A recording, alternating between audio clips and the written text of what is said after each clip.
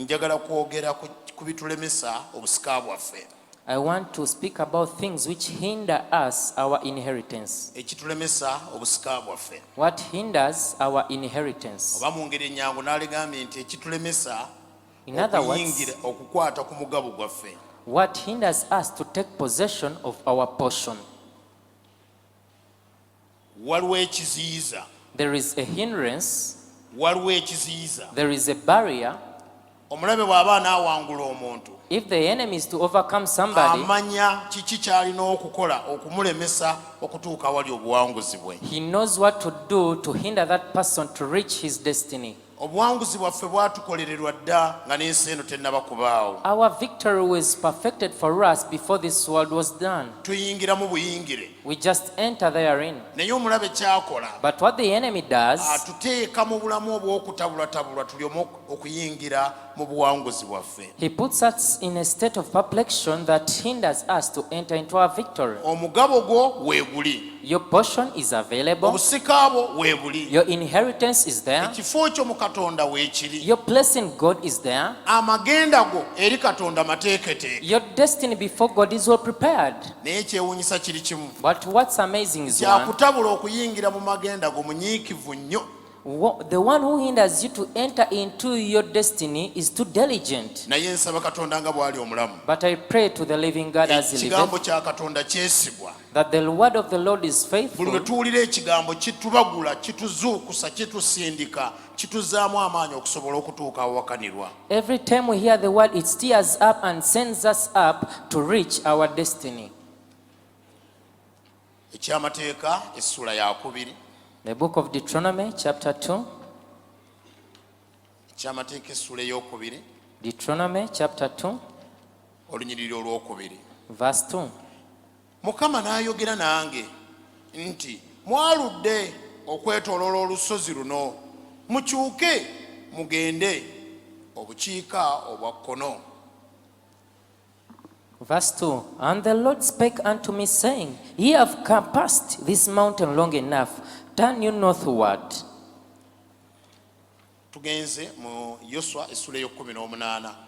Joshua chapter 18, that's where we are heading. Verse 3.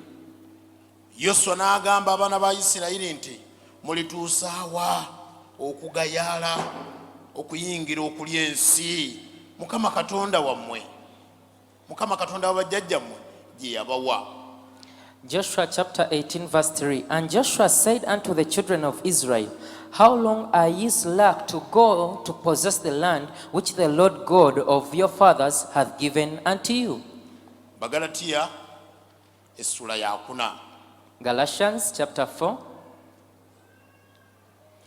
Naye njogera nti omusika ng'akyali muto tayawulwa na muddu n'akatono, newankubadde nga ye mukama wa byonna, naye afugibwa abasigire n'abawanika okutuusa entuuko kitaawe ze yalagira edda.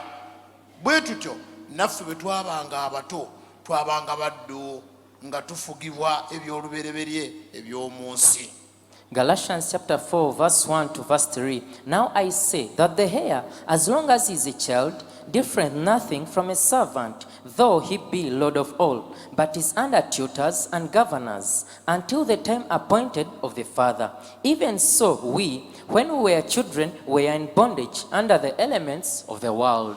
Njagala kugamba olunaku lwa leero, I want to tell you today, kyebimu ku bituziyiza okuyingira mu busika bwaffe, some of the things which hinders us to enter into oba our kiyite inheritance, okukwata ku mugabo gwaffe, or to touch of our portion, oba okutwala ebyo bye tulina or okutwala, to possess what we ought to possess, oba okukwata ku ebyo bye tulina or okukwata, to touch what we ought to touch, bakiyita butaba na buvunaanyizibwa, it is lack of responsibility, oba butakola buvunaanyizibwa, or not doing your responsibility, oba butazannya paati yo ekugwanidde ggwe okuzannya, or not playing your part which you ought to play, oba okukola ekitundu kyo ky'oba olina okukola. or to do your part which you ought to do. Obuvunaanyizibwa. Responsibility. buli ayagala okuyingira mu kirooto kye, whoever wants to enter into his or her dream, buli ayagala okutambulira mu kirooto kye, whoever wants to move into his dream, alina kumanya buvunaanyizibwa bwe. he ought to know his responsibility. Buli ayagala okukwata ku ekyo ky'ayaayaanira, Whoever wants to touch what he yearns for, yeetaaga kumanya buvunaanyizibwa bwe. he needs to know his responsibility. Nkutegeeza mukwano gwange, I'm alerting you, my friend. ekikusibye What is hindering you, kye kinsibye, it is the same to me. naye tebitusibizza kintu kye kimu. Ffenna tuli ekikusiba What is holding you kye kinsiba, is holding me as well. naye sitaani atusibisa ebintu eby'enjawulo. But Satan binds us with different things. Waliwo baasibisa emigwa, There are others who are tied by ropes, waliwo baasibisa wuzi, others by threads, waliwo baasibisa enjegere, others by chains, waliwo baasibisa ebyayi, others with just banana fibers, waliwo baasibisa ebigoogwa, others with sisal, waliwo baasibisa enkoba. others with just rubber strings. Yes. Kati gwe obuvunaanyizibwa bwo okumanya nti ekinsibye kyetaaga ki okuba nga nsumululwa mu kyo. Now your responsibility is to know what is binding me, what is needed for me to be released. Njagala kukugamba olunaku lwa leero, I want to tell you today, buli muntu yenna atudde wano alina okuyaayaana mu mutima gwe, everybody seated here has a yearning in his or her heart. na buli muntu yenna atudde wano alina ekirooto kye, And everybody sitting here, you have a dream. na buli muntu ali wano And everybody here alina kyayaayaanira okubeera mu nsi. is yearning to be something in the world. Naye njagala kukugamba But I want to tell nti you obuwanguzi bwo tebuli wala, that your victory is not far. naye obuwanguzi bwo But your victory bulinze gwe kukola buvunaanyizibwa bwo olyoka otuuke mu ekyo Katonda kye yakuteekerateekera. is waiting for you to do your responsibility and enter into what God has prepared for you. Adamu Katonda yamuwa ensi, God granted the world unto Adam n'amugamba n'omugamba n'ebyo bibyo tuuma n'amannya, gwe buli kyoyagala kiyite kyoyagala kubanga kikyo. and told him, even give them names because they are yours. You just name them. Naye yasuula siteepu ntono nnyo mu butatuukiriza buvunaanyizibwa bwe, awo we waava okulemererwa kwa Adamu. He just missed one step by just not doing his responsibility. Osanga yalina kyalina okwogera, Perhaps he ought to speak something. ng'alina okutwala obuvunaanyizibwa ayogere kyalina He okwogera, had to speak something by taking his responsibility. naye bw'ataakyogera But since he did not do it, kyamuviirako okulemererwa n'abaana b'abaana b'abaana b'abaana be. it caused the failure unto his children, the grandchildren, and the Buulyawo grand-grand-grandchildren. singa yayogera ne mukyala we Perhaps he spoke to his wife n'amugamba waliwo ekintu bweki ne bwekiti baŋŋamba bwe bati ne bwe bati, ate nange nkugamba bwe nti ne bwe nti, nti ekyo tetukikwatako, tetukirya tukyeddira, kya muzizo gye tuli. and told her that I was told like this, I'm telling you like this, that this and this and this, don't touch it, it is too bad and abominable unto us. Naye osanga yatya obuvunaanyizibwa, But perhaps he feared naye responsibility. osanga yatya okunyiiza mukyala we, Perhaps she feared to annoy his naye wife. obaolyawo yali tamanyi nti kimugwanira okukikola. Maybe he didn't know it necessitated him to do it. Oluusi tulemerera okukola obuvunaanyizibwa bwaffe Many times we fail to do our responsibility kubanga tutya, because we fear. kubanga tutya. Because we fear. Ate oluusi tugaana okukola obuvunaanyizibwa bwaffe And at times we fail to do our responsibility kubanga tetumanyi. because we don't know. Naye Yesu yayogera bw'ati, But Jesus spoke like nti this, bwe mulimanya amazima, that when you get to know the truth, n'amazima galibafuula and ab'eddembe. the truth will set you free. Bwe mulimanya amazima, When you get to know the truth, amakulu gaakyo, its meaning, bw'olimanya ky'olina okukola, if you understand what you ought to do, bw'olimanya obuvunaanyizibwa bwo, if you get to know your responsibility, ng'omaze then you're finished. ogenda kuba wa ddembe. You're going to be free. Buli muntu yenna wansi w'enjuba Everybody under the gwe sun, weegomba, the one you desire, akusaaliza, the one who marries you, akusinga buvunaanyizibwa. is just more responsible than you. N'oyo gw'osinga, Even the one you are above, omusinga buvunaanyizibwa kubanga gw'okoze ye by'atakolanga. it means you're more responsible by doing what he has not yet done. Ye by'atya, What he gwe fears, Katonda yakuwa ekisa n'obikola. God granted you grace to do them. Ate n'akusinga, And the one above you, gwe by'otya, what you fear, ye yafuna obuvumu n'abikola. for him he got the confidence to do Kati wano them. kyenva njagala okugamba That's why I want to tell you like this. nti weetaaga okukola obuvunaanyizibwa bwo. You need to do your responsibility. Era ekituleeta mu church And what brings us to church, okuwulira ebigambo ebya buli to lunaku, hearken to daily words, okuwulira ebigambo ebya buli ssaawa, to hearken to hourly words, okuwulira ebigambo ebya buli wiiki, to hearken to words weekly, kuzuukusa buvunaanyizibwa munda mu ffe. to stir up responsibility within us. Kiba kya buswavu, It is so shameful. kiba kya bwewusa, It is just too bad. kuba kulemererwa kunene It is great failure okutuula mu saaviisi to sit in a service okuva lwetandika paka lweggwako from its genesis to its nga revelation tolina kyosazeewo when you've decided nothing. mu bye waakawulira, Upon what you've mu bye heard, waakalaba, what you've seen, oba oli awo n'ebyo by'oweereddwa omukisa okukolako. perhaps what you've been granted to do. Buli lwojja mu church, Whenever you come to church, ekikusuubirwa kiri ekintu eki, what is expected of you is one kukola thing. kusalawo, Make a decision. na buli kusalawo kwokola And every decision you make, kujja ne kuliplacinga. it comes and replaces another thing you've been doing. Uganda mukiyita nali kyogedde ntya?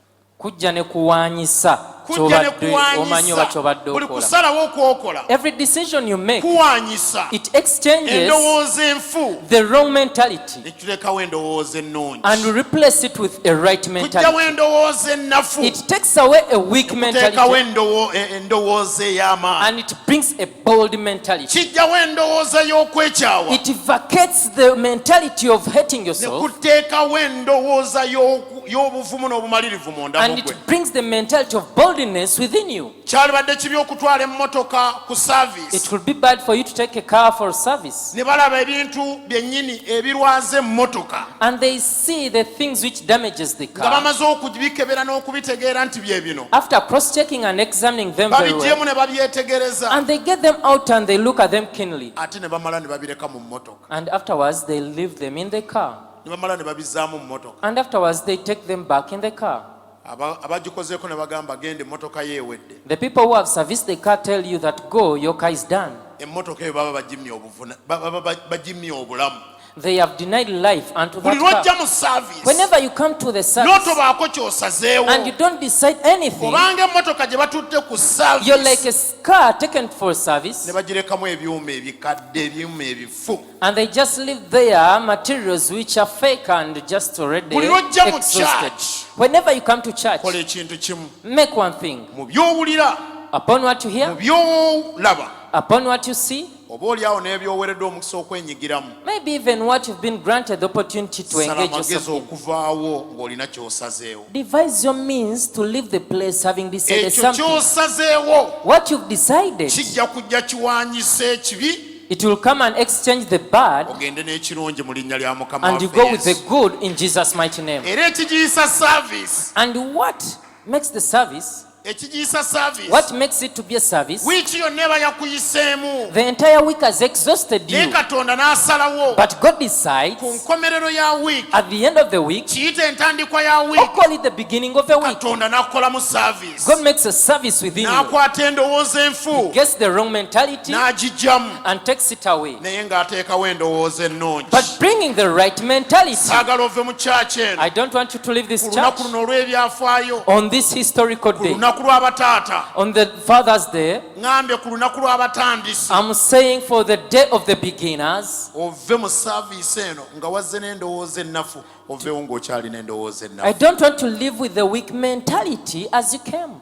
Era ekiteekesaawo saaviisi nga zino, And why these services are ebirala organized, ne bw'obyerabira, even though you forget other things. naye osobola okugamba twali mu saaviisi y'abaami, But you can recall and say, we were in the many service. olwo baali bambadde ne mu ngeri ya njawulo. That day they are dressed in a different way. Nali sirabangako dokita ng'ali mu kanzu, I had never seen Dr. in a tunic. naye ku olwo But on that day, twali mu we saaviisi were in eyo, the service. ne mpulira I heard, nga nsazeewo. I felt to make a decision with Era kye boldness. nasalawo And what I si decided, kyejjusa, I don't regret kubanga it kya bwakatonda, because it is divine. era ngenda kukikola, and I'm going to do ne it. Katonda anaaweebwa And ekitiibwa. God will be glorified. Gambako nti amiina. Say amen. Bakyakuyitako ku lunaku olulala, If it bypass you another day, ku lunaku luno olw'abataata tekikuyitako. this day of men, of the fathers, let it not bypass. Olw'okusalawo Make a decision okugenda okufuula okubeera omuntu omulala, which is going to make you a different person. obuvunaanyizibwa. Responsibility. Abamu tetweggulawo bwegguzi kutegeera kye tulina kukola, Some of us, we don't open up to understand what we ought to do. n'osigala nga tomanyi You remain innocent and you don't n'otambula know, mu nsi nga tomanyi when you're so ignorant, paka lwe balikuziika nga tomanyi till you're buried in an ignorant naye way. tekiri bwe kityo eri But katonda it is not like that unto tekiri God. mu kuteesa kwa mukama It is not in God's counsel. okutandikira mu bulumi For you to begin in pain, otambulire mu bulumi you move in pain, okomekkereze n'obulumi and you wind up in pain. obuwanguzi bwange naawe My victory and yours, bwanteekerwateekerwa dda nga n'ensi eno tennaba kubaawo it was prepared before this world was made. obusika bwo Your inheritance bwateekebwateekebwa dda was prepared nga n'ensi eno tennaba kubaawo before this world was formed. obusika bwaffe Our inheritance, bwatuteekerwateekerwa dda it was prepared for us long time ago. obusika bwaffe Our inheritance okuva ku ibulayimu from Abraham, ne bujja nga butambula it moved all the way mpaka ku yesu kristo till Jesus Christ, eyagamba nti ku luno tekikyali ky'abayisirayiri bokka who said this time it is no longer for Israelites naye alone, nkiguddewo n'eri ab'amawanga but have even opened it up for the Gentiles. abalitambulira mu nnono z'obulamu Those who will move in the principles of life, bagenda kikwatako they will touch it. abalikola obuvunaanyizibwa Those bwabwe who will do their bagenda responsibility, kikwatako they are going to behold it. wuliriza Hearken to this. buli muntu yenna ku nsi Everybody on this world yenkanankana obuvunaanyizibwa bwe yakakola is relevant and equal to the responsibility he has done so far. buli muntu yenna ku nsi Everybody on this world afaanana obuvunaanyizibwa resembles the responsibility bw'alina ku mutima he has upon his heart. ate bwe njogera ku buvunaanyizibwa And when I speak about responsibility, njogera ku ebyo ebintu by'okola nga tebakukase nga tebakuwaliriza ate nga tebakusindiikiriza I'm speaking about those things you do when you've not been forced. bw'oba oyagala kukola abantu abalala bye bakola If you want to do things other people have done, ojja kulwa mu kkubo you'll delay along the way. bw'oba oyagala kukola ebyo by'owulira ku mutima gwo nga katonda bw'abitadde ku mutima gwo If you want to do what is upon your heart as the Lord has placed them there, waliwo woogenda okuyita ate oyiseewo n'abalala bangi there is somewhere you're going to pass and you're going to also enable other people to go through the same path. singa katonda akuwadde ekisa n'omanya kino If God grants you grace to understand kyekyo this, ekikulemya okukola that what has failed you to do, tekigalidde gwe wekka it is not closing up you alone, naye kigalidde n'abalala bangi but it is closing up for very many other people. naye olunaku lw'onoosalawo n'ogamba ŋŋenda kukikola But the day you decide that I'm gonna do it, katonda agenda kuggulira God is going to open for you aggulire n'abalala bangi and even open for very many other people. waliwo ebintu ebimu ebitagenda kubikkulira olw'okuba oli awuliriza There are things which are not going to be open up to you just because you're listening, naye ng'agenda kubitegeera olw'okuba asaba but he's going to understand them because he's praying. abikkulira obuziba bwabyo Then gets the deeper revelation of them. nsaba katonda annyambe I pray to God, kanjogere bitono let me speak a few. naye mu byenjogera njagala olondemu byogenda okusabira osobole okufuna okubikkulira okusinga kw'oyinza okufuna nga njogera bigambo But amidst what I speak, may you get a revelation of the words which you're going to pray in, and you get the revelation of what you're going to have. buli kisuubizo ky'olina Every promise you have, kikubanja buvunaanyizibwa it demands responsibility from you. kiddemu okyogedde bulungi Every promise you have, it demands responsibility from you. buli kisuubizo ky'olina Every promise you buli have, kirooto ky'olina every dream you buli have, kuyaayaana kw'olina every yearning you have, buli ky'oyagala okukwatako whatever zeal of what you want to touch, weetaaga buvunaanyizibwa you need responsibility. weetaaga kumanya buvunaanyizibwa bw'olina kukola You need to know your responsibility to do, olyoke okiyingiremu then you enter therein.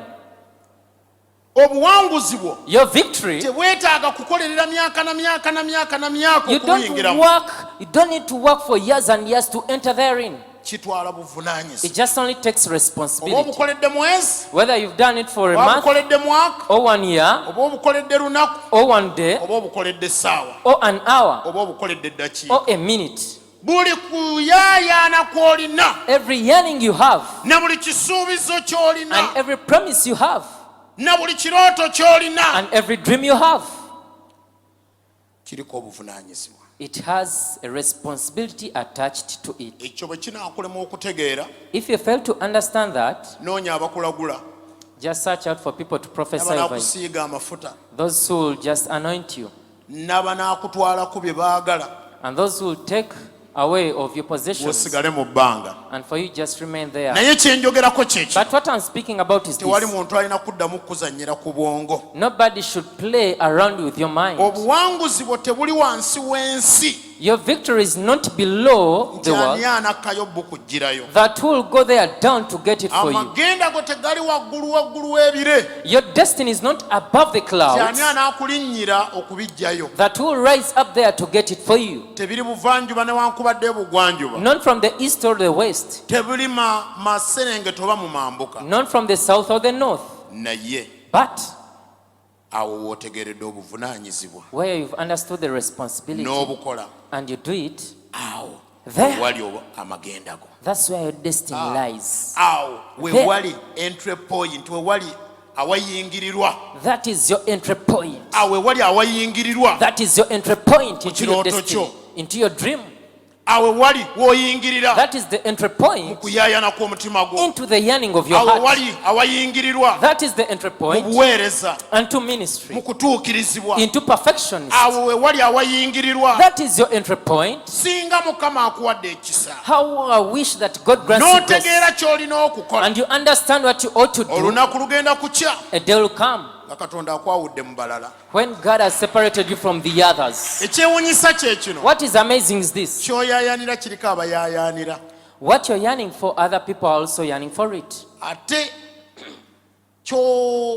ekirooto kyo And your dream, waliwo abaali bakirooseeko, other people have dreamt it before. abamu Some ne bava mu nsi nga tebakikutteeko, have left this world without touching it. abamu Others, ne bakitambuliramu, they have moved in it. abamu Others, bakwoyedde mu lugendo, they have gotten weary along the naye journey. gwe Katonda akulemeddeko. But God is still clinging unto you. Tayagala ofe nga totutse mu kirooto kyo, He tayagala doesn't ofe want you to die before reaching your dream. nga tolabye ku ebyo by'otaddemu obulamu. He doesn't want you to die before reaching what you've put in your efforts. Kiri mu kuteesa kwa Mukama It is in God's counsel gwe okutuukirizibwa for you to be perfected n'okubeera Katonda kye yakutondera okubeera. and to be God's purpose. Naye bw'onoogaana okutwala obuvunaanyizibwa But if you refuse to take your responsibility, ogenda kubeera ng'omusika you'll be like a hare, nga muto, a young one, ne bamuteekako abasigire and the tutors have been placed for balabirire him obugagga bwe, to just take care of his nga riches, baagala balabe ng'akuze, to see that he's growing now, bamukwase obusika bwe. and to hand over his inheritance. Naye kiruma, But what happens? omusika gwe baaleka nga wa myaka 3 The hare who was left at 3 years, nga yagaana when he refused okukula to grow paka ku myaka 28, till 28 years, myaka 3, 30 years, nga yagaana okukola when he ebyobuvunaanyizibwa refused to do things of responsibility, ebimuleetera okumuwa obusika bwe. which makes him to be handed over his inheritance. Ezo sente temuzimuwa ajja zinywa omwenge, Don't give him that money, he'll just get drunk. ekyo temukikola ajja kyonoona. Don't do that because he will spoil it. Kwegamba nga musika Surely when he's a hare, naye nga yagaana okwoleka obuvunaanyizibwa, but he failed to show up his nga responsibility. yagaana okukula. He refused to grow. Omusika buli lwagaana okukula, Whenever the hare refuses to grow, omusika buli lwagaana okwolesa obuvunaanyizibwa, whenever he fails to show responsibility, obusika bwonna buba bubwe naye tabukwatako. all his inheritance is his, but he doesn't touch it. Bamusalirako bisalire. They just give a little portion, a little. Njagala kukuzzaamu maanyi I want to encourage you okugamba bwe nti to tell you like this. ffe tetumanyi obukulu bw'omu Katonda we butuuse, We don't know your growth in God where it has reached so far, naye obukulu bw'omwoyo but the spiritual growth bweyolekera mu bigambo. is manifested in words. Empuliziganya gy'owuliziganya ne Katonda The way you communicate to God, n'enjogera gy'oyogeramu ne Katonda the way you speak to God, eraga obuto bwo obw'omwoyo it oba obukulu bwo shows obw'omwoyo. your spiritual growth, whether you're old or young. Nkiddamu, I revisit. empuliziganya gy'owuliziganya ne Katonda The way you communicate with God eraga obuvunaanyizibwa bwo n'obutabaana buvunaanyizibwa. shows whether you're responsible or not. Naye Mukama bw'aba akuwadde omukisa But if God has given you the opportunity n'ogamba nkooye obuto obw'omwoyo, and you say, I'm tired of spiritual youngness, kigenda kuwulirwa ku lulimi lwo. It is going to be hard on your kigenda tongue. kuwulirwa mu bigambo byo. It is going to be hard in your words. Waliwo abantu There are people, nga obuvunaanyizibwa bwe bulabikira nnyo mu byakola, when his responsibility is manifested in what he does, ate abamu and others, obuvunaanyizibwa bwabwe buwulikika nnyo mu bigambo byabwe, their responsibility is manifested in their words. nga kyokola That what you do kigenda kukulaga nti okuze, shows that you're grown up. n'ebyoyogera Even what you speak bigenda kukulaga nti gw'otuuse okuyingira mu magenda go. will show that you're ready to enter into your destiny. Nsaba Katonda akikole, I pray to God so that he may do it. otandike okwerowoozaako, And you may start to think over nkuze yourself. oba nkyali muto. Have I grown or I'm still young? Kubanga oli mu kunoonya Katonda lw'ebyo by'oyagala byokka, If you're seeking God for only what you want, olulimi lwo lugenda kyolesa. your tongue will manifest that. Bw'oba otuuse ku levo If you've reached a level gamba Mukama nnyamba, to say that God help me, kino kye njagala okubeera, this is what I want to be. Mukama nkwataako, My God, hold kino my kye hand. njayaanira, This is what I yearn for. olulimi lwo lugenda kyoleka. Still your tongue will show it. Bw'obanga okuze If you're grown up, okutuuka ku levo ey'okuwaayo obulamu bwo ku lw'abalala, to reach a level of giving up your life for the sake of era others, kigenda kuwulirwa mu ssaala yo, still it will be hard in your prayers. nti ekika ky'abantu b'osabira That the category of people you're praying for, Katonda baagenda okukukozesezaamu. they are the people whom God is going to use you amidst. Obuweereza bwo ku nsi Your ministry on earth bwenkanankana abantu b'okwatibwako ku mutima. is equivalent to the people you're touched by on your heart. Bw'oba tolina bw'okwatibwako tolina buweereza. If you're not touched on your heart by any Bw'oba certain tolina group of people in your bw'olumirirwa heart, you tolina don't have buweereza ku ministry. nsi. If you're not compassionate about a certain group of people, you're not having ministry. Kye njogerako kye kino. What I'm speaking about is this. Katonda alaba abato mu mwoyo, God sees the people who are still young Katonda alaba spiritually. abavubuka mu He mwoyo, sees the youth in the spirit. Katonda alaba abakadde mu And mwoyo. even those ones who are old spiritually. Bawandiikiddemu abaana abato, As written unto you the young children, bawandiikiddemu abavubuka, I've written unto you the youth, bawandiikiddemu abakadde. and I've written unto you the Bonna ng'alaga adults. we batuuse. He shows their levels where they've reached. Obanga Katonda okyamulabira mu byetaago byo byokka, If you're still seeing God in only your needs, kigenda kukalubiriza okutuukiriza obuvunaanyizibwa bwo it will be hard for you to fulfill your responsibility, n'okuyingira mu busika bwo. even to enter into your inheritance. Era n'eddoboozi ligenda kujja nga ligamba, And even the voice will come saying, waaludde you've delayed okuyingira mu bisuubizo byo. to enter into your promises. Weetoolodde nnyo ku lusozi luno, You've rotated around on this mountain kubanga Katonda omulabira mu byakuwa, because you're seeing God in only what He gives you, naye tomulabira mu busika bwe. but you don't see Him according to the inheritance. Katonda bwe yagamba abaana ba Isirayiri As God told the Israelites nti abange that, hey, you people, mugolokoke rise up, mutwale ensi take the possession of gye the land nalayirira bajjajjammwe, which I saw unto your ensi forefathers, ekulukuta amata n'omubisi a land gw'enjuki. flowing with milk and honey. Bali abaasooka Those forefathers, byabalema they failed era ne bazikiririra mu ddungu, and they died in the wilderness kubanga enjala bwe yabalumanga because whenever they could get ne hungry, beemulugunya, they could grumble. ennyama bwe yababulanga Whenever they lacked meat, ne beemulugunya, they grumbled. amazzi bwe gaabulanga Whenever there was scarcity ne of water, beemulugunya. they grumbled. Ng'essaala gye balina eri Katonda ewulirwa ennyo. The only prayer they had before God, Naye Mukama, but lwaki God, watubonyaabonya? why are you Lwaki torturing watujja us? Misiri? You took us from Lwaki Egypt. naawe Why? tewaliyo nnyama, Wasn't there meat? tewaliyo wujju? Wasn't there pumpkins? Era gye bali Abakristaayo And they are Christians. bagereegeranya obulamu bwabwe ku banneyiba baabwe. They compare their lives with their neighbors. Mukama, My God. mazima balabe bali balya nnyama. You see that our neighbors are Omukazi eating meat. mazima bafuluma mu motoka balina bbaawe zentambuza bigere. The other ones have just left their car for me on foot. Beemulugunya ebintu nga bagereegeranya obulamu bwabwe ku bantu abo balinaanye. They grumble while comparing their lives with their neighbors. Naye ne beerabira But they forget Katonda gy'abatwala mu maaso that where God is taking them ahead walungi okusinga we bali ne gye is bava. better than where they are and their past.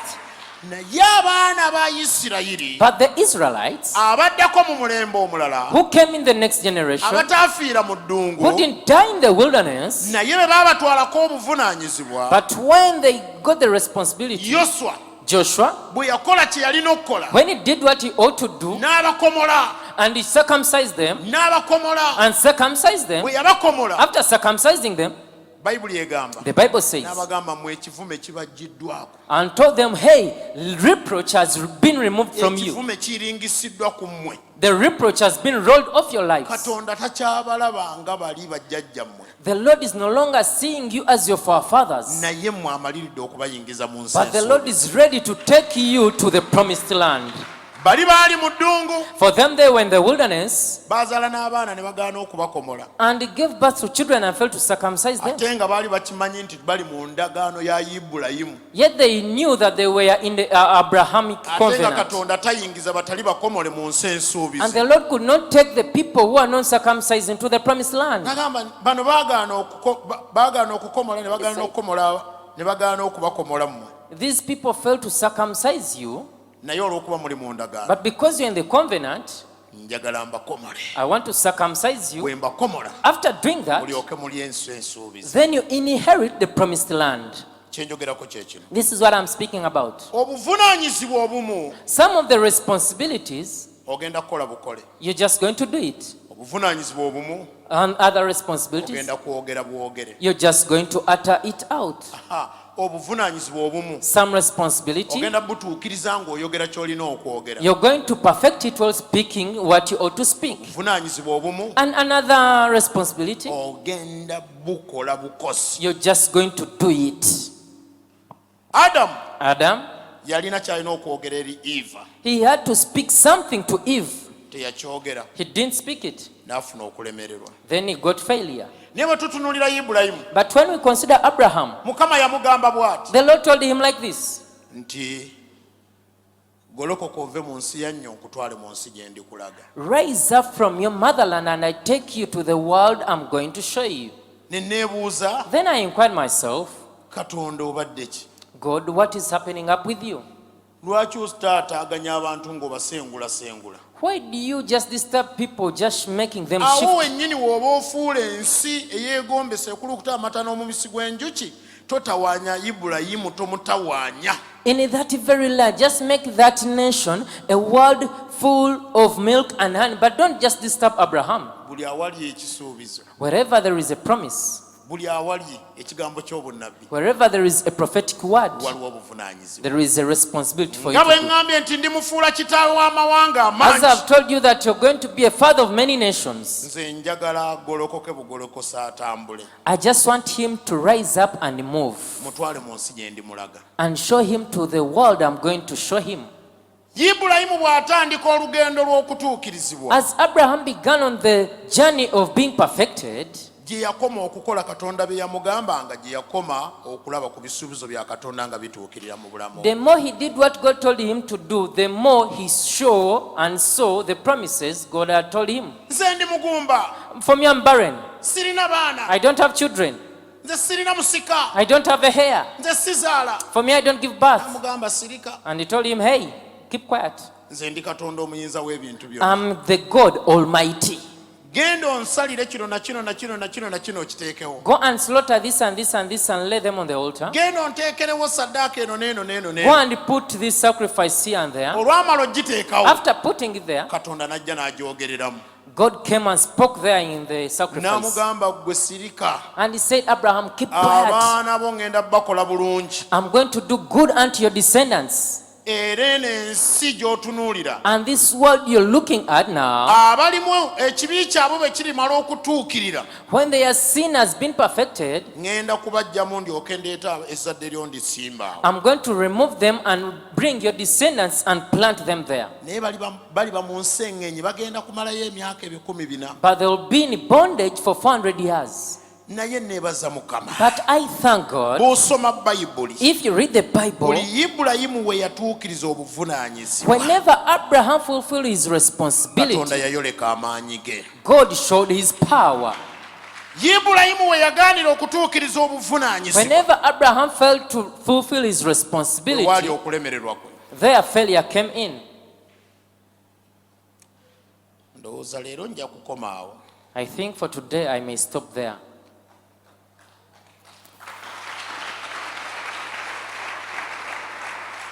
njagala kukuzzaamu maanyi I want to encourage you mu ngeri bw'eti. in this way.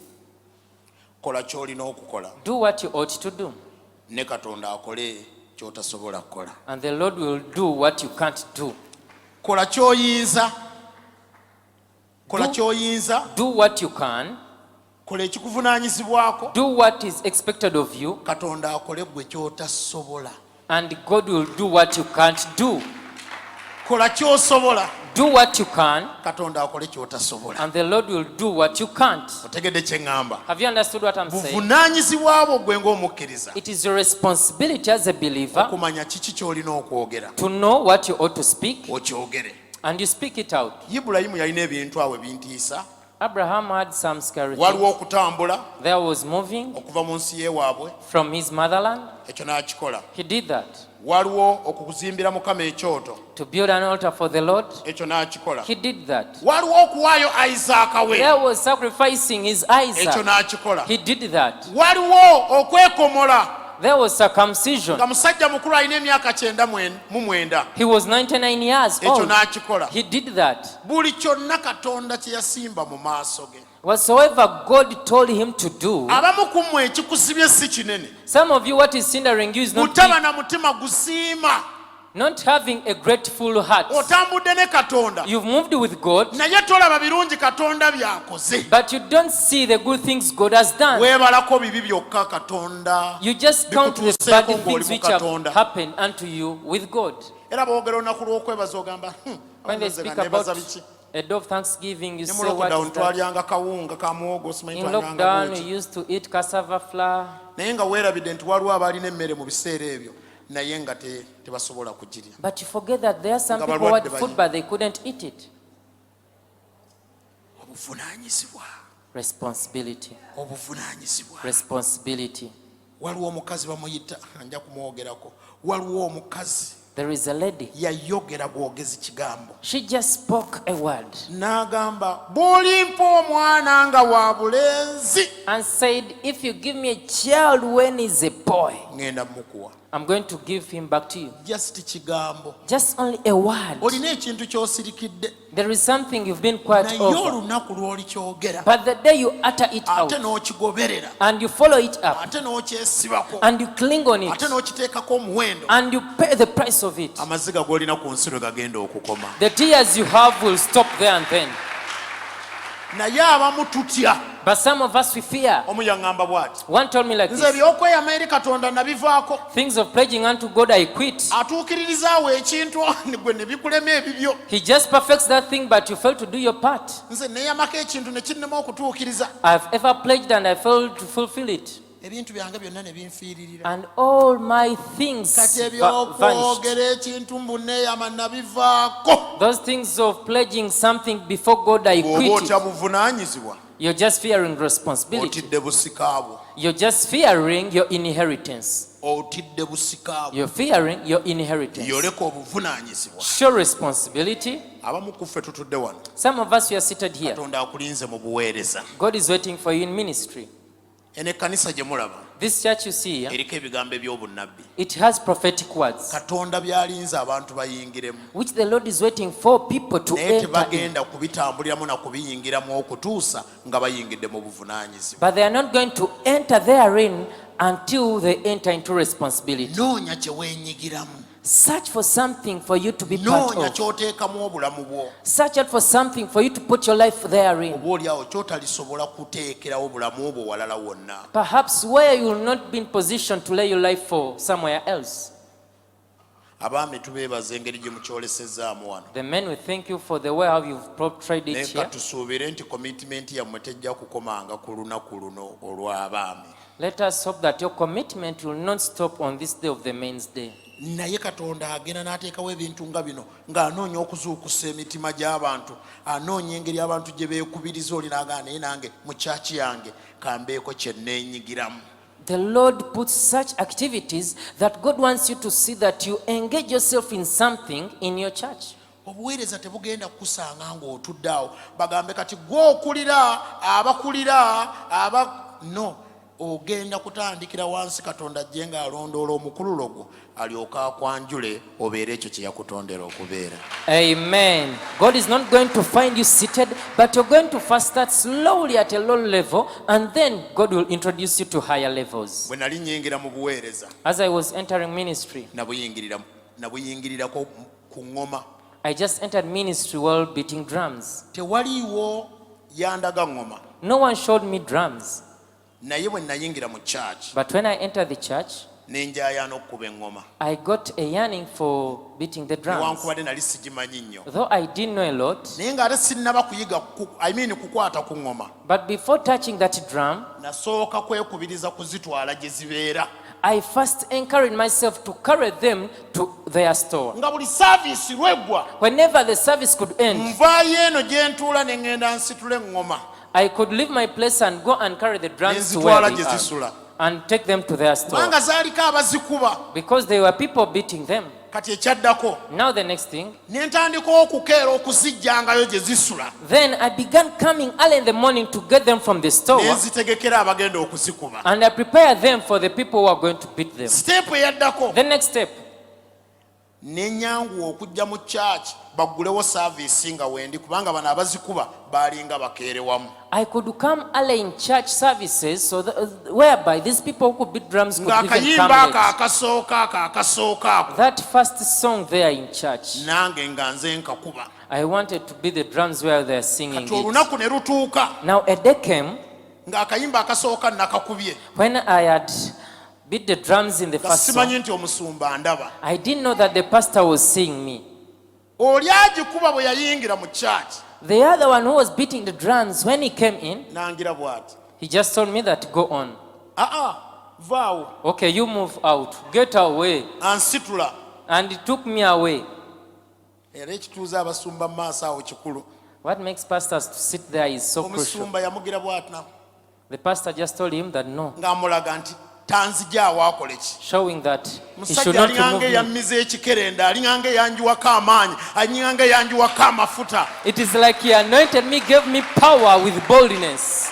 Eyali akuba akayimba kali akasooka The one who ak'ekimpowooze. was beating drums for the first song slowly. Simanyi na sigino bwe nagiraba natunula eri nandaba omusumba agira bw'ati. I don't know how it came, but I saw the Nenkuba pastor. No. saaviisi nenkuba engoma mu saaviisi I eyo. beat the drums in that service, Nentuuya n'amatu. and I nentuuya sweat my ears and everywhere, wamma ne mpulira nga nnyumiddwa. and I felt so joyful. Ogwaddako ng'eŋŋoma nzikeera bukeezi. The next time I could come early in the morning to beat the Olwo drums. olugero lw'eŋŋoma luwanvu. The story of the drums is too long. Ngenda kulunyumyako naye bwe nali nnyingira mu buweereza. But as I Tebayita was joining obuweereza. ministry, Nabuyingiriramu ku ŋŋoma. I just entered ministry while beating drums. Naye nga simanyi nti olunaku lugenda kukya I didn't know ankutte that- n'akazindaalo nga mbuulira. I didn't know that a day could come that I could stand to preach.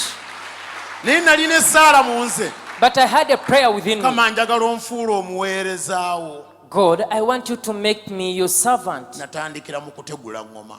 I just began with just taking drums to the N'okuzireeta mu store kifo kyayo. and even bringing them to their No positions kuzikuba. and beating them. Olumu bwe naziteekayo, Whenever I could take them to the store, olumu omusumba yampita. one time the pastor called me. Yabuuza n'agamba ani ali awo? He asked, who is there? Ne bagamba Efulayimu. And they said, N'agamba Ephraim. jangu. He said, come. N'agamba genda ogulewo saaviisi. He told me that go and open up the Mu service. biseera ebyo nga bw'otunula ennyonyi ntono aggulawo saaviisi In those days, bw'afaanana agenda the kugamba way we ky'abantu. could look at Ephraim, it Ntandika could be okuggulawo hard. saaviisi. I began slowly by opening up services. N'aŋŋamba He told me, okuva leero ojja kuggulangawo from saaviisi. today I'll be the one responsible over opening up services. Ne ntandika okujjanga obudde nga bukyali. I began coming very early. Ng'ekindeeta kwanguwa kuteekawo ŋŋoma, What could make me come early to put the nzigulewo drums saaviisi, and open the service ate nkube eŋŋoma. and even beat the drums? Nga nkuba eŋŋoma wiiki yonna. I could Mwami beat the Byombi, drums the entire week. ojjukira bulungi. Aha. The other gentleman remembers. Naye Katonda w'amaanyi. But God is mighty. Olugendo olwo lwonna Amidst all that journey, Katonda yali alaba amagenda gange. God was seeing my destiny. Waliwo omuntu atudde wano. There is somebody seated here. Toli wala n'okuyaayaana ku. You're not far from your yearning. Weetaaga kukolayo bantu kye batalaba, You just Katonda need to akirabe, do- alyoke akukwate ku Wow, mukono. wow. Amen. You just need to do something which people don't see, but God sees and He will hold you by the hand. Mwami Habert kidde mu luzungu ekigambo ekyo kinene nnyo. God, if He's going to do for you, you just need to do something which people are not seeing, but God is seeing it, and He will lift you to a greater level. Gambako nti amiina. Amen. Nga tugenda okusaba. As you are going to pray, Njagala oyimirire ku magulu go. I want you to stand up on your Sooke feet. weeraguleko eddakiika nnamba. Then you separate yourself for 1 full minute Ng'ogamba bw'oti. and saying like this: Ngenda kukola ekintu abantu kye batalaba. I'm going to do something people don't Naye see, nga Katonda akiraba. but when God is seeing it, Nga Katonda akiraba. when God is seeing it, Era sigenda kusigala kye kimu. and I'm not going to remain the same. Ndi mu magenda gange. I'm in my Ndi destiny. mu biro byange. I'm in my seasons. Ekyo mbadde nkuyambako buyambi kati gw'ogenda kikola ng'ozibiridde amaaso. You're Kubanga going to abamu do it while closing your eyes. nsonyiwa. Abamu ku mmwe ekyokukola mukimanyidde ddala. Some of you know what you ought to do. Ng'ekintu ekikubanja okiwulira ku mutima. What is demanded of you, you know it on your heart. Ate abamu And others, tolina ky'omanyidde ddala. you don't know anything. Kimu kyokka ky'omanyi. One thing you know, Oba abasumba bammanyi. I don't know whether the pastors know me. Oba bandaba. I don't know whether they see me. Oba bamanyi nti nsabira wano. Oh, they know that I pray Kati from ndi here. myaka ndoza kiringa ebiri oba esatu. Now I think 2 or 3 years. Oba bammanyi. I don't know whether they Oba know me. balintegeera. Oh, will they Fere understand me? twetaaga kutegeera. We don't need to Waliwo understand ebyetaaga you. okutegeera. But there is a mighty God who needs to understand Era you akulindako buvunaanyizibwa. and is waiting responsibility Kolayo from you. ekintu mu bintu. Do one thing amidst things. Katonda agenda kutandika naawe. God is going to begin with Sooka you. weeraguleko Separate yourself. ng'ozibiriza n'amaaso go. While closing up your eyes, Kikole ng'oli serious. do it in a serious way. Oli ekyo kye tutamanyi. You're that which we don't know. Oli ekyo kye tutamanyi. You're that which we don't know. Mukama yakwawulako dda. The Lord has consecrated Oli you. nsonga mu mulembe gwo. You're a reason in your Oli generation. nsonga mu biro byo. You're a season. Maama wo tamanyi ky'oli. Your mother doesn't know Ne what you taata are. wo yagenda tamanyi Your ky'oli. father died without knowing what you Tokyabeera are. na bazadde bo. You're no longer with your parents. Tebamanyi na bikuliko. They don't know what takes Naye on you. Katonda akukuumye. But God who guards Naye you, Katonda akulabiridde. God who protects you and provides for you, but God who Naye dresses you, Katonda akuliisa. the Lord who feeds you, Naye Katonda the akujjanjaba. Lord who Waliwo Katonda medicates amanyi you. ky'oli. There is a God who knows what you Abange are. yakumanya dda. Hey, He knew you from the beginning. Ekkanisa nnyingi eziri ku nsi. Many churches on Naye this world, Katonda yakukweka wano. but the Lord hid you here. Amanyi amagenda go. He knows your destiny. Olineeyo muwaba mu nnyumba abantu gye batalaba. You're there in the house where people don't Olyeyo know mu you. kisiikirize ky'omuti abantu You're gye there batali. in the shadow of fear, people don't know you. Olyeyo mu tenti eyo abantu gye You're batalaba. there in the tent where people don't see. Ojja ne mu kyaki ne wabula akugambako nti owuli You otya. come to church, but no one greets Naye you. eggulu kamera yali eri ku gwe. But the camera of heaven is Waliwo upon you. eriiso eri kulaba. There is an eye seeing Waliwo you. eriiso eri There is kulaba. an eye watching you. Waliwo eriiso eri kulaba. Yes. Waliwo eriiso eri kulaba. Yes. Waliwo eriiso eri There is kulaba. an eye watching you. Waliwo Katonda akumanya There is obulungi. a God who knows you very Waliwo well. eyakumanya nga tonnabeera mu buuto He knew you lw'amaama. before you were in your mother's womb.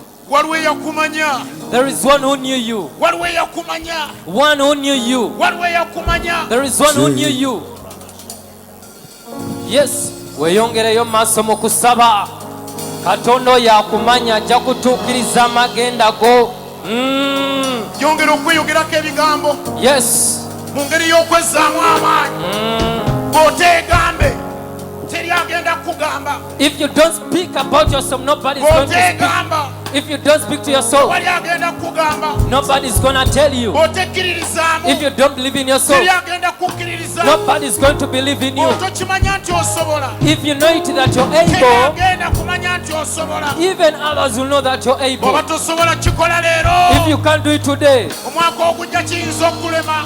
next year it may be hard for you. Buli muntu alina olunaku lwe. Everybody has his Buli day. muntu alina essaawa ye. Everybody has his hour. Zibiriza amaaso go. Close up your eyes. Zibiriza amaaso go. Close up your eyes. Buli kyokola kikole ng'okyaga. Whatever you do, do it with Buli love. kyokola kikole ng'onyumirwa. Whatever you do, do it with joy. Waliwo Katonda akulaba. There is a God who sees you. Waliwo Katonda akumanyi. There is a God who knows you. Bangi balindiridde kulemererwa kwo. Many people are waiting for your Naye failure, Katonda alindiridde buwanguzi bwo. but God is waiting for your victory.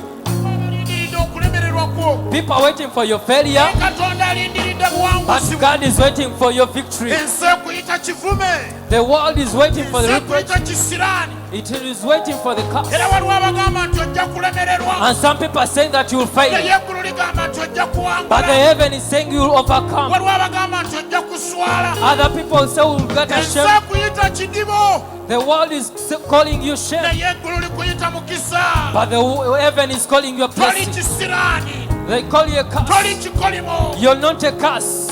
ŋambye I'm saying katonda ali naawe the God who is with you, abantu tebakulaba he sees you. naye ensi katonda akulaba Jesus sees you. Yes. ye mukama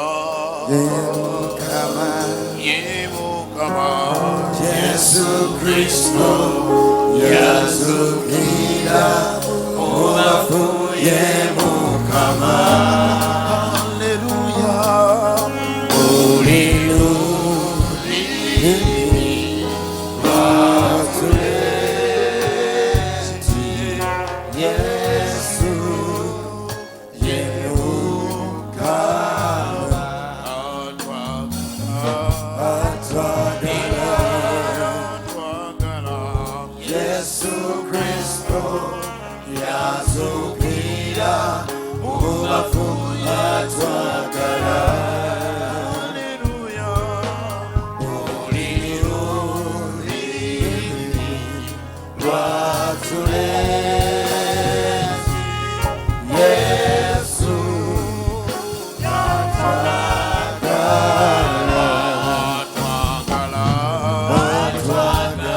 yoyimba birowooziku Yesu Kristo yazukira mubafu atwagala ajagala oyo ulilulimi rwatuleti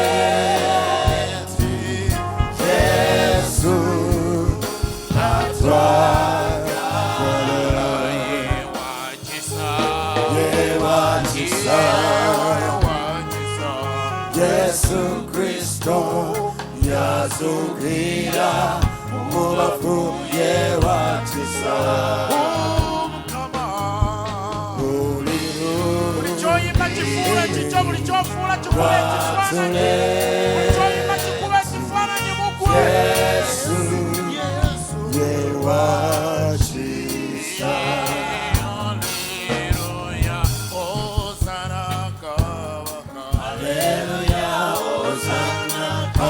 Haleluya Hosanna kabaka Haleluya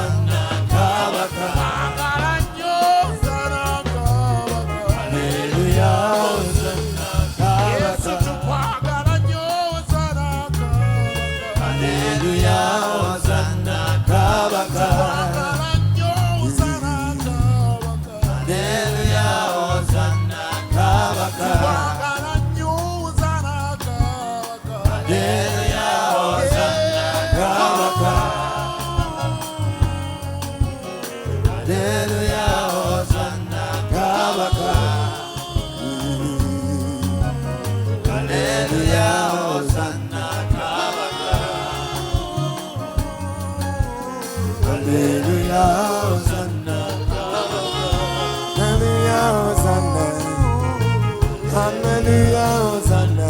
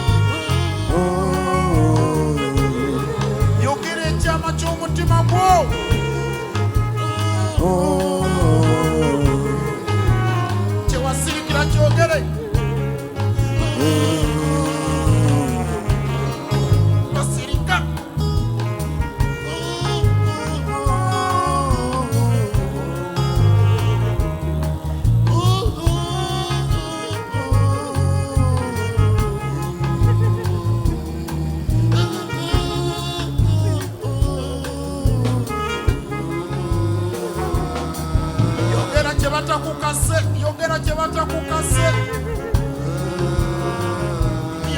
kyebatakuwaliriza,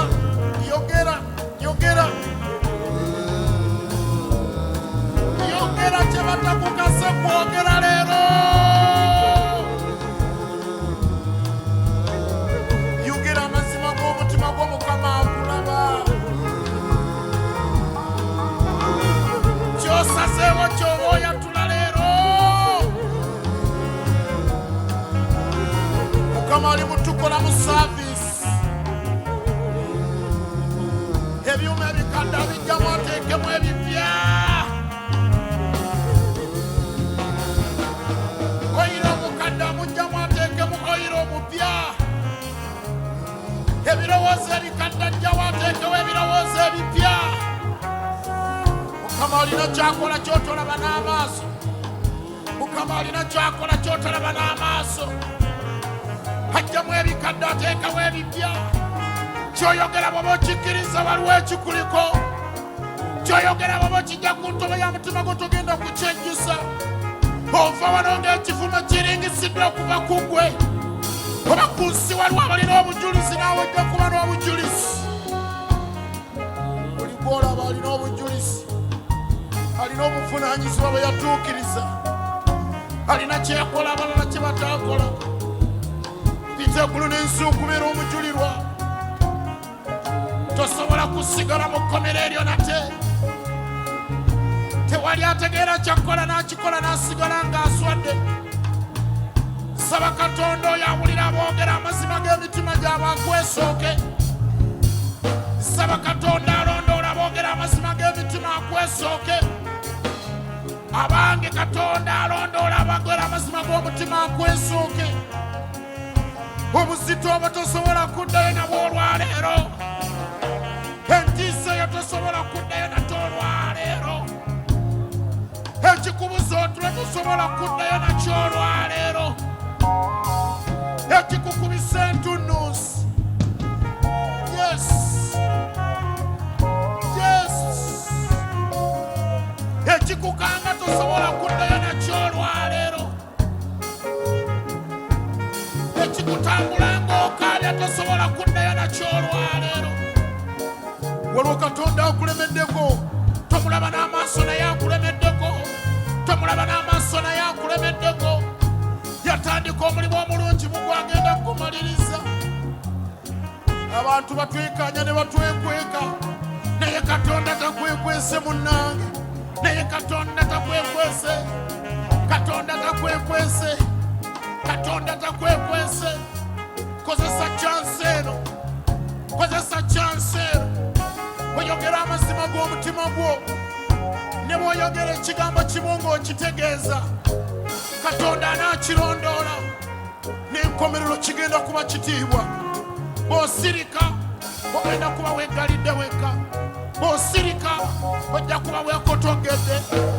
Bw'osirika waliwo be bagirako amasimu, bw'osirika waliwo be baggalira ebweru, bw'osirika waliwo abatalina bazadde bakwogerako nabo, bw'osirika waliwo be basiriikirira naye Katonda tagenda kusiriikirira.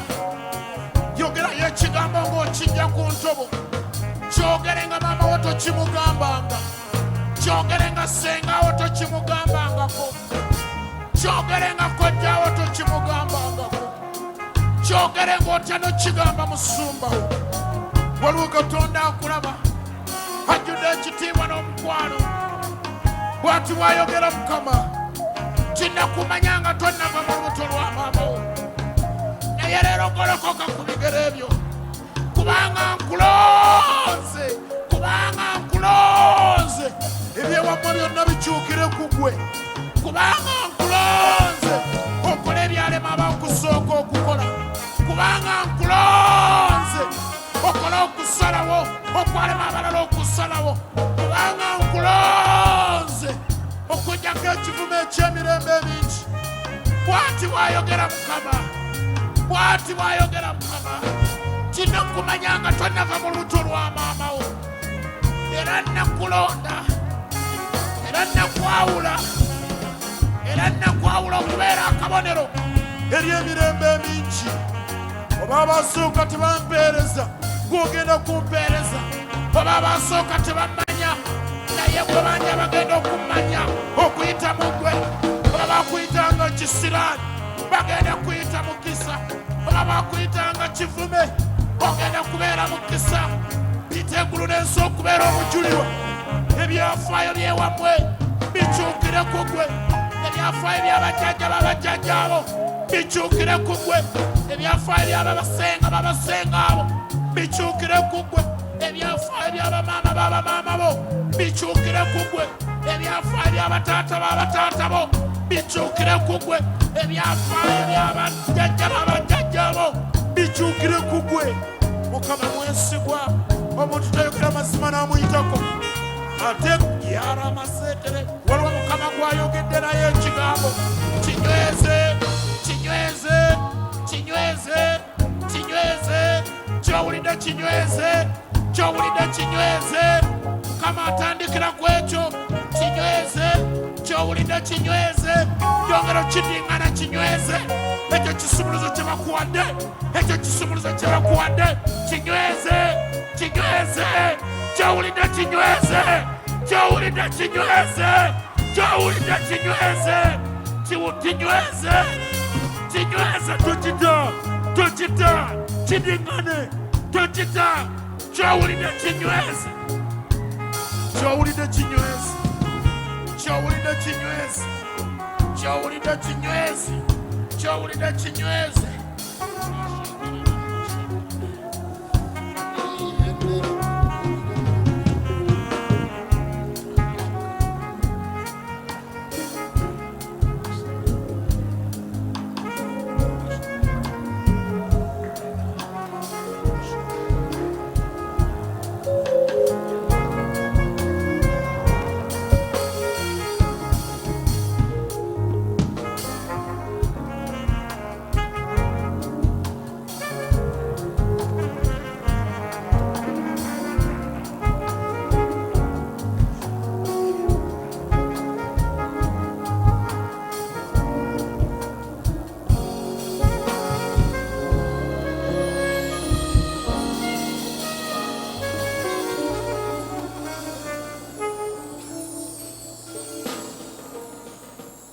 Tunaba kumaliriza session eno, twagala okubanga tusaba n'abaami. Kiwulidde mutima gwange awo okubanga tusabira si abamen of Valor bokka, abaami bayimiridde leero ne batuweereza, naye abaami tubayimise mu maaso ga Mukama. Tusabe ekisa kya Katonda kyeyongera okubeera naffe olw'obuvunaanyizibwa Mukama bw'atuwadde okulembera amaka gaffe, okuyimirira mu bifo eby'enjawulo mu buweereza. Before we conclude this session, we would like to pray for all men, not only the men of valor, but all men for the responsibilities that the Lord has given them. buli omu ajja kuyimirira asigale waali Request everyone to remain wherever you are. abaami bonna n'abali mu tent n'abali yonna ku mitimbagano All men, even those in the tent and those online. olunaku n'olubadde lwa njawulo eri abaami Today has been a special day unto men, naye okuva ku makya tuwulidde obubaka but we have had a message from morning obutukoobola okudda mu bifo byaffe that is calling us to come back to our positions. nga tetunnamaliriza lunaku luno So before we conclude this day, twagala okwaniriza ekisa kya katonda we want to welcome the grace of God okutuyinzisa okuyimirira mu bifo byaffe to enable us to stand in our positions. kansaba abaami bonna bayimirira abasobola okuyimirira Let me request all men that are able to stand, ekkanisa abasigadde tuwanika emikono gyaffe and the remaining people in the church, let's stretch our nga hands tuyimusa abaami mu maaso ga mukama as we lift all men before the Lord. taata mu linnya erya yesu Father, in the name of Jesus, tujja woolina okwebaza we come to you with thanksgiving olw'abaami bonna for all the men, bataata all the fathers, abaami all the men, abalenzi the boys. olunaku lwaleero tweyanjula mu maaso go Lord, today we introduce ourselves to nga you, tukusaba ekisa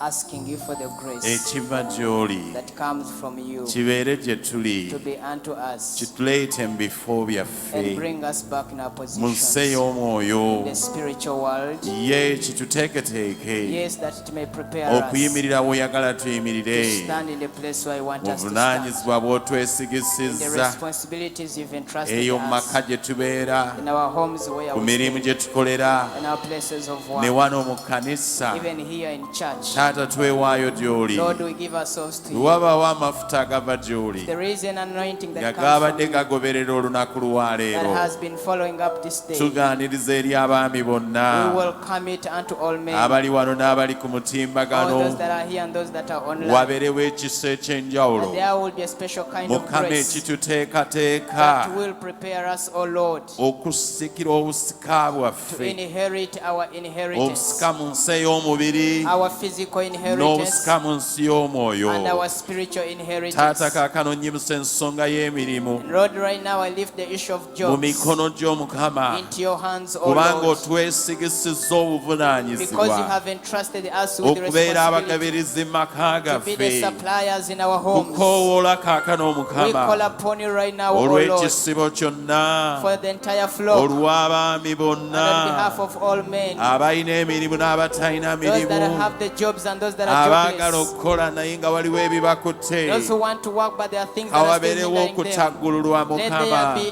a release, kawabeerewo O God. ekisa ekitaggulula emirimu Let there be gy'emikono the gyaffe grace mukama to disconnect the jobs of our waliwo hands, O abaami Lord. abeetaaga okuyingira mu bufumbo There are men obutukuvu that need to enter naye into nga holy waliwo marriage, but ebibakutte there are things that are still mukama hindering olunaku them. lwa leero Lord, I pray that today, mu buyinza bw'ekigambo kyo the authority of your word, era twasomye ku makya that we read in the nga morning, walaba nga si kirungi omwami okubeera that you yekka saw that was not good for man to be alone, n'omuleetera omubeezi and amusaanira you made for him a kama wonderful kawabe ekisa ekyenjawulo helper. Lord, may we see the special grace ekiyama abaami nga basingo nga batuuse that okuwasa hope single men when they've come to their naye time nga of balina marriage, we bali mukama and yet they are going olwaleero somewhere. ayi katonda Lord, today kubanga lubadde lunaku lw'abaami it has been a day for me. weereza ekisa ekyenjawulo Send forth your special grace mukama eri abasajja unto abo all men, obayinzisa okulaba and enable us to see, n'abalabye nga bakyakwatiddwa and even those who have seen but are still w'omwoyo hindered, omutukuvu obasobozese that Holy Spirit you may enable kama them. nsumulula embaga The Lord, I release weddings, ez'enjawulo mu kanisa different eno kinds of weddings in this church. zongereyongereko omukama Increase them, O Lord, w'omwoyo omutukuvu by the Holy Spirit. nsabira abatabani baffe I pray for our abaana sons, baffe ab'obulenzi our sons, O God, wonna we babadde wherever bakwatiddwa they have been mukama hindered. ekisa ekiva gy'oli Lord, the grace that comes from kibeere you gye bali may be upon them. abalina okusoma ekisa ekyokusoma kibeere ku bo That those who are to be educated, let the grace of education abayitiddwa be mu upon them. buweereza ebirabo ebiri mu bo biveeyo mu Those who have kiseera been called to kyabyo ministry, may all the gifts come forth.